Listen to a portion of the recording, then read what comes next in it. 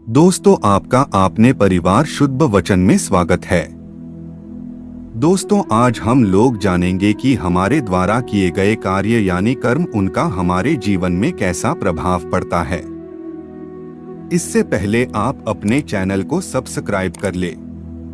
दोस्तों, कर्म की गति को समझना बड़ा कठिन है। कर्म की गति बड़ी बारीक है। मनुष्य कर्म करके उसे भूल जाता है, पर कर्म छाया के समान उसका पीछा करता रहता है। वह कर्ता को कहीं भी खोज लेता है। जैसे 1000 गौएं खड़ी हों, उनमें बछड़ा अपनी माँ को खोज लेता है। वह अपनी माँ का ही दूध पीता है। दूसरी गाय के नीचे जाएगा तो गाय भी उसे लात मार देगी। वह प्रकृति का नियम है। वैसे ही कर्म कर्ता को खोज लेता है और उसी को फल देना शुरू करता है। यदि कर्म अच्छा हुआ तो उसका अच्छा फल मिलता है, और यदि कर्म बुरा हुआ तो उसका फल भी बुरा ही होता है। वर्टिकल बार वैसे कर्म जड़ हैं, किंतु वह स्वचालित यंत्र के समान हो जाता है। कर्म अनंत हैं। इन सभी कर्मों को हम 2 हिस्सों में बांट लेते हैं। एक गांठ पाप की है और एक पुण्य की है।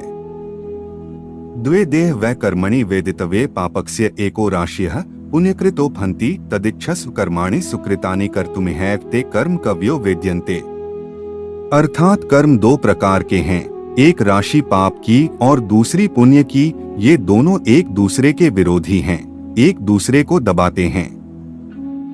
पाप अधिक हुआ तो पुण्य को दबा देता है, और पुण्य अधिक हुआ तो पाप को दबा देता है। वर्टिकल बार इसलिए है मानव, तू अच्छे से कर्म करने की इच्छा कर, तू सदा पुण्य कर्म कर। और यह मरने वाला लोक कर्म भूमि है। कर्म यहीं किया जाता है। स्वर्ग में तो पाप पुण्य कर्म नहीं किए जाते, वहाँ तो केवल पुण्यों का फल भोगना होता है। और उन कर्मों का उपदेश तत्वद्रष्टा ऋषियों ने तुम्हारे लिए किया है।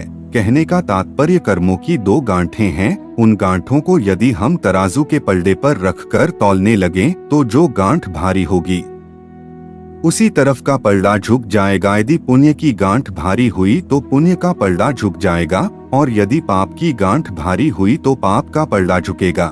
इस प्रकार तराजू पर रखकर तौलने से पाप पुण्य के पलड़े ऊपर नीचे होते रहते हैं। अब प्रश्न है कि पाप कर्म कौन है और पुण्य कर्म कौन है, अथवा अच्छा कर्म कौन है और बुरा कर्म कौन है। इसकी सरल सी पहचान है कि जिस कर्म को करने से आत्मग्लानि पैदा हो वह पाप कर्म या बुरा कर्म है, और जिस कर्म के करने से मन में प्रसन्नता हो, मन खिल जाए, वह पुण्य कर्म है। पर यह परिभाषा भी संतोषजनक प्रतीत नहीं होती है। एक कसाई है, सैकड़ों भेड़ों को मारकर उनकी खाल भी उतार डालता है।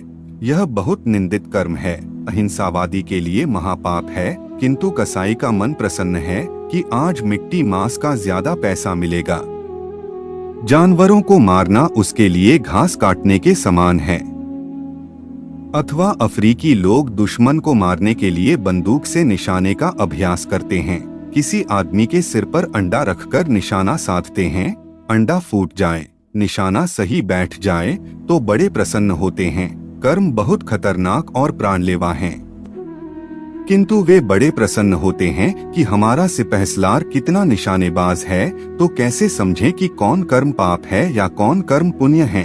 इसके लिए शास्त्रकारों का कहना है कि पाप पुण्य का नियम उन लोगों के लिए है जो आत्मा, परमात्मा, ईश्वर, धर्म आदि पर विश्वास रखते हैं, जिनके पास समझ है। जिन लोगों को इसका ज्ञान ही नहीं कि धर्म क्या है या अधर्म क्या है, उनका जीवन तो जानवरों के समान है। वे सब तो प्राकृतिक जीवन बिताते हैं। वे नहीं जानते कि पाप क्या होता है और पुण्य क्या है, स्वर्ग क्या होता है और नरक क्या होता है। पाप पुण्य की व्यवस्था तो ज्ञानवान पुरुषों के लिए है। वर्टिकल बार मरने के बाद मनुष्य भोगने के लिए नया काम चलाऊ शरीर प्राप्त करता है। वह शरीर सूक्ष्म आकृति लेकर अभिव्यक्त होता है। काटने पीटने पर वह न तो खंड खंड होता है और न ही मरता है। वह शरीर केवल पापों का फल भोगने के लिए होता है। मरने से पहले यदि पापों का प्रायश्चित नहीं किया तो अवश्य ही प्राणी को नरक की आग में जलना पड़ता है।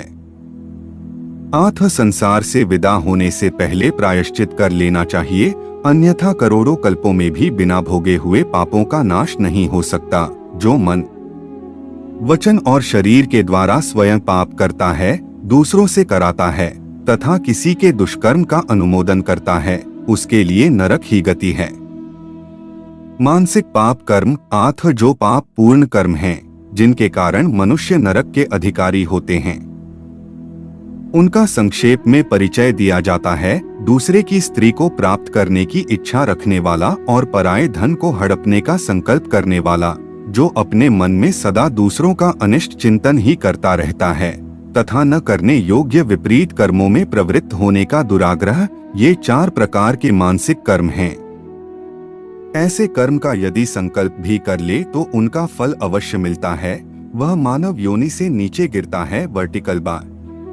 वाचिक पाप कर्म व्यर्थ की बकवास, ऐसी बातें जिनका कोई सिर पैर नहीं है, असत्य भाषण, कानों को कड़वी लगने वाली वाणी बोलना, सामने प्रशंसा और पीठ के पीछे निंदा चुगली करते रहना, ये 4 वाचिक वाणी के द्वारा किए जाने वाले पाप कर्म हैं।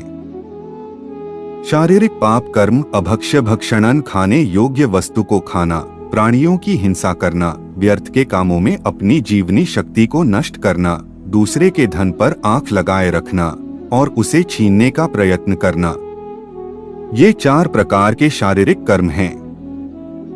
इस प्रकार के ये 12 पाप कर्म बताए गए हैं, जो मन, वाणी और शरीर तीनों साधनों के द्वारा संपन्न होते हैं। साथ ही जो व्यक्ति धर्म को नहीं मानते हैं, ईश्वर पर विश्वास नहीं रखते हैं, वे सब नरकों के सागर में गिरते हैं। क्योंकि धर्म का आचरण और ईश्वर का भजन ही नरकों से रक्षा करता है, पापी इनका आश्रय ही नहीं लेते, इसलिए वे निम्नस्तर की धारा में बह जाते हैं। जो शिव तत्व को कैसे प्राप्त करना है, इस मार्ग का उपदेश देने वाले शैव की, विष्णु प्राप्ति का मार्ग बताने वाले वैष्णव की तथा श्री कृष्ण की लीलाओं का उच्चारण करने वाले धर्मात्मा पुरुषों की खिल्ली उड़ाते हैं, वे अवश्य नरक में गिरते हैं। जो तप का आचरण करने वाले तपस्वी की, जिनसे तारक मंत्र लिया है, ऐसे गुरुजनों की और जिन्होंने पाल पोष कर बड़ा किया है, ऐसे माता पिता, ताऊ चाचा आदि की निंदा करता है, वह नरक में गिरता है। ब्राह्मण की हत्या करने वाला, शराब पीने वाला, स्वर्ण को चुराने वाला, गुरु पत्नी से सहवास करने वाला और इन 4 से संपर्क रखने वाला 5वीं श्रेणी का पापी, ये सबके सब महापाप की कहे जाते हैं। इन सबको नरक में जाना होता है। दोस्तों, आपको वीडियो कैसी लगी कमेंट में जरूर बताएं।